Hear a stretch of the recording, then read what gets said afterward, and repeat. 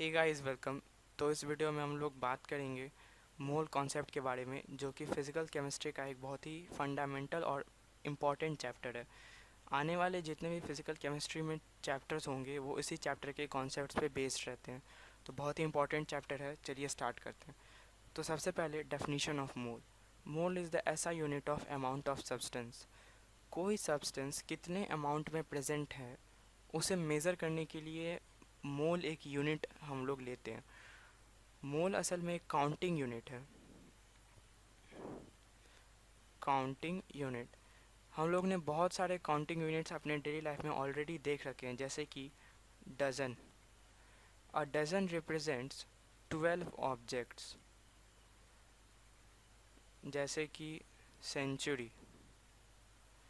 अ century represents 100 objects. उसी तरह मोल भी एक काउंटिंग यूनिट ही है। 1 मोल रिप्रेजेंट्स 6.022 इंटू 10⁻23 ऑब्जेक्ट्स। इस नंबर के बारे में हम लोग आगे बात करेंगे। अभी के लिए आप ये समझ लीजिए कि 1 मोल रिप्रेजेंट्स टू 6.022 इंटू 10⁻23 ऑब्जेक्ट्स। ये एक बहुत बड़ा नंबर है, और ये बड़ा इसीलिए है क्योंकि हम लोग इस वक्त एलिमेंट्री लेवल पे बात कर रहे हैं। ओके, अब IUPAC ने 1 मोल को डिफाइन किया है। 1 mole is that amount of substance which contains as many entities. यहाँ पे एंटिटीज़ सेम एज ऑब्जेक्ट्स, जो कि क्योंकि 1 मोल हम लोग केमिस्ट्री में बात करते हैं मोल, इसीलिए यहाँ पे एंटिटीज़ या ऑब्जेक्ट्स से मतलब है atoms, molecules, ions, electron, proton, neutron etcetera. तो 1 mole is that amount of substance which contains as many entities as there are in 12 gram of carbon 12 isotope. इस डेफिनेशन का मतलब क्या है हम लोग समझते हैं। सपोज़ कीजिए कि हमारे पास एक कंटेनर है और इसके अंदर 12 ग्राम कार्बन 12 आइसोटोप के एटम्स हैं। ठीक है, तो एक्सपेरिमेंट से ये पता लगाया गया कि इस कंटेनर के अंदर 6.022 इंटू 10⁻23 कार्बन एटम्स हैं, और डेफिनीशन के मुताबिक 1 मोल की वैल्यू यही होती है। यहाँ पे आप देख सकते हैं कि 1 mole is that amount of substance which contains as many entities as there are in 12 gram of carbon 12 isotopes. इस कंटेनर के अंदर एटम्स, जो कि यहाँ पे एंटिटीज़ हैं, यहाँ पे 6.022 इंटू 10⁻23 एटम्स हैं। तो 1 मोल की वैल्यू इतनी एंटिटीज़ के बराबर है according to definition.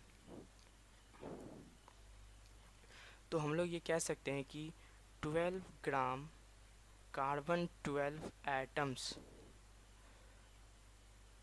Equals to 6.022 into 10⁻23 carbon atoms. यानी कि अगर हम इसको उल्टा देखें कि अगर हम लोग 6.022 इंटू 10⁻23 कार्बन एटम्स लें तो उनका जो वज़न होगा वो होगा 12 ग्राम। तो हम लोग ये लिख सकते हैं कि 6.022 into 10⁻23 entities equals to 1 mole entity. ठीक है,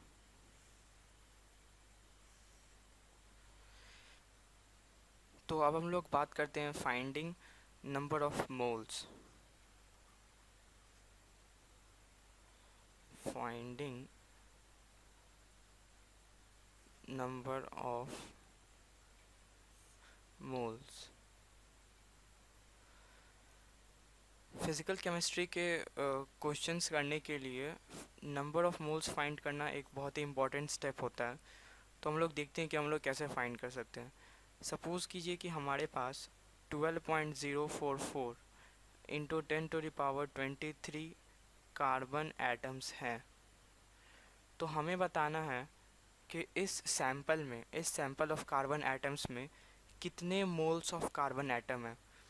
तो हमें पता है कि 1 mole is equals to 6.022 into 10 to the power 23 entities, यहाँ पे एंटिटीज़ एटम्स हैं। तो अगर 1 मोल की value 6.022 into 10 to the power 23 entities हैं, जो कि इस वक्त यहाँ पे कार्बन एटम्स हैं, तो 12.044 into 10 to the power 23 carbon atoms कितने मोल होंगे। तो हम लोग इसे सिंपली डिवाइड करके कैलकुलेट कर सकते हैं। तो अगर हम लोग गिवन नंबर ऑफ एटम्स को, जो कि 12.044 इंटू 10 टू द पावर 23, इसको अगर 1 मोल में जो नंबर ऑफ एंटिटीज़ होते हैं उसे डिवाइड कर दें इंटू 10 टू द पावर 23, तो ये हम लोग को number of moles of carbon atoms they देगा। इसे हम लोग अगर डिवाइड करें तो ये 2 के बराबर आएगा। तो इसका मतलब ये हुआ कि इस सैंपल में 2 moles of carbon atoms present हैं। आप देख सकते हैं कि अगर हम लोग 2 को 1 मोल में जितने एटम्स हैं उससे मल्टीप्लाई करें तो हमें यही वैल्यू मिलेगी। तो यहाँ से एक हम लोग फार्मूला लिख सकते हैं जो कि बहुत वेरी इम्पॉर्टेंट है। नंबर ऑफ मोल्स, जिसे हम लोग n से डिनोट करते हैं, is equals to given number of atoms और मॉलिक्यूल्स डिवाइडेड बाय Na। यहाँ पे Na मतलब 6.022 इंटू 10 टू द पावर 23। ठीक है, क्योंकि ये नंबर बहुत बड़ा है इसलिए बार बार इसे लिखना और बोलना बहुत ही टाइम कंज्यूमिंग होता है, इसीलिए हम लोग इसे शॉर्ट फॉर्म Na से डिनोट करते हैं। इस नंबर को हम लोग एवोगैड्रोज नंबर भी कहते हैं, एवोगैड्रोज।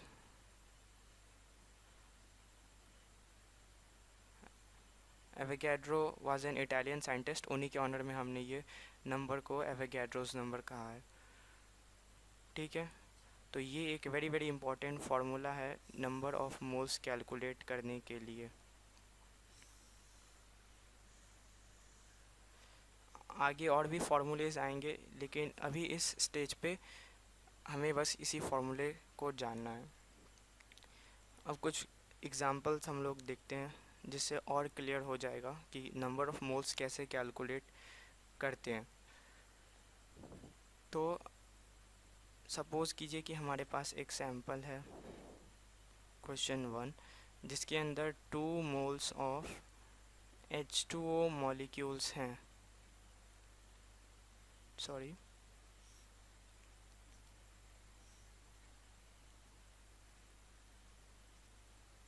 तो हमें बताना है कि इस सैंपल में नंबर ऑफ H2O मॉलिक्यूल्स कितने होंगे। तो हमें पता है कि 1 मोल में 6.022 इंटू 10 टू द पावर 23 या फिर Na मॉलिक्यूल्स हो सकते हैं क्या होते हैं। तो 2 मोल में 2 Na मॉलिक्यूल्स होंगे,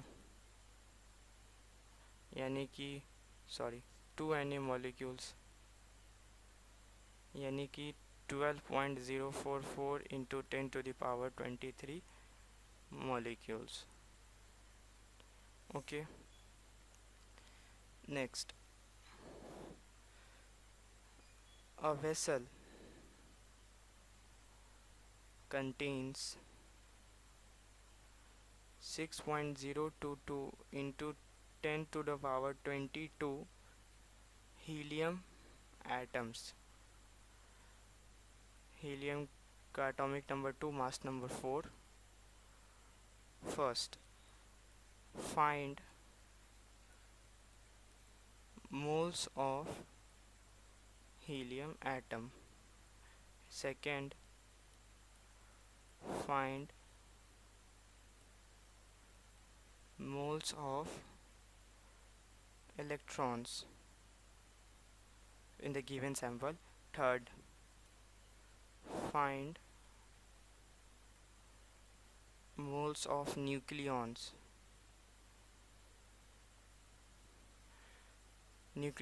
यानी न्यूट्रॉन प्लस प्रोटॉन। तो इस क्वेश्चन को हम लोग अटेम्प्ट करते हैं। तो हमारे पास गिवन कितने एटम्स ऑफ हीलियम है? 6.022 इंटू 10⁻22 एटम्स है हमारे पास। तो हम लोग ऊपर जो ये फार्मूला हम लोग ने लिखा था, इससे हम लोग नंबर ऑफ मोल्स कैलकुलेट कर लेते हैं। तो number of moles of helium is equals to given number of atoms into 10⁻22 by Na की वैल्यू 6.022 इंटू 10⁻23, ये आ जाएगा 0.1 मोल। यानी कि हमारे पास जो सैंपल है वो 0.1 मोल ऑफ हीलियम है। अब तो पहला क्वेश्चन तो हो गया हमारा। अब फाइंड मोल्स ऑफ इलेक्ट्रॉन्स। तो हीलियम एटम के अंदर 2 प्रोटॉन, 2 इलेक्ट्रॉन एंड 2 न्यूट्रॉन्स होते हैं। ओके, तो अगर एक हीलियम एटम के अंदर 2 इलेक्ट्रॉन हैं, तो फिर 6.022 इंटू 10⁻23 एटम्स के अंदर कितने इलेक्ट्रॉन्स होंगे? 2 इंटू 6.022 इंटू 10⁻23, सॉरी 22, यहाँ पे 22 होगा, सॉरी। तो 6.022 इंटू 10⁻22 हीलियम एटम्स में कितने नंबर ऑफ इलेक्ट्रॉन्स होंगे? तो 2 इंटू 6.022 इंटू 10⁻22 एटम्स होंगे। तो हमारे पास टोटल नंबर ऑफ इलेक्ट्रॉन्स हमें मिल गए। तो हमें मोल्स ऑफ इलेक्ट्रॉन्स फाइंड करने हैं। तो वो हम लोग ऐसे लिख सकते हैं, given number of entities divided by Na की वैल्यू 6.022 इंटू 10⁻23, ये हमें मिल जाएगा 2/10, जो कि 1/5 मोल्स। ओके, अब मोल्स ऑफ, हमें अब क्या चाहिए? Moles of nucleons.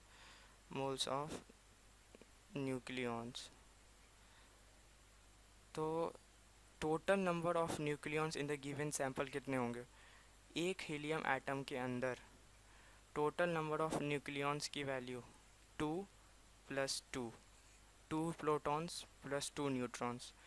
न्यूक्लियॉन्स यानी जितने जो न्यूक्लियस के अंदर होते हैं, जो भी, तो न्यूक्लियस के अंदर प्रोटॉन और न्यूट्रॉन होते हैं। तो यहाँ पे total number of nucleons 2 protons plus 2 neutrons, यानी 4 न्यूक्लियॉन्स। तो अगर एक एटम के अंदर 4 न्यूक्लियॉन्स हैं, तो पूरे सैंपल के अंदर 4 इंटू 6.022 इंटू 10⁻22 न्यूक्लियॉन्स होंगे, डिवाइडेड बाई Na यानी 6.022 इंटू 10⁻23। इसे हम लोग सिंप्लीफाई करेंगे तो 4/10 आएगा, यानी 0.4 मोल्स। तो हम नंबर ऑफ मोल्स कैसे कैलकुलेट करते हैं, इस एग्जांपल से बहुत ही क्लियर हो गया होगा। सबसे पहले हम total number of entities find करते हैं, उसके बाद उसे Na से डिवाइड कर देते हैं, तो उस एंटिटीज़ के नंबर ऑफ मोल्स हमें मिल जाते हैं। ठीक है।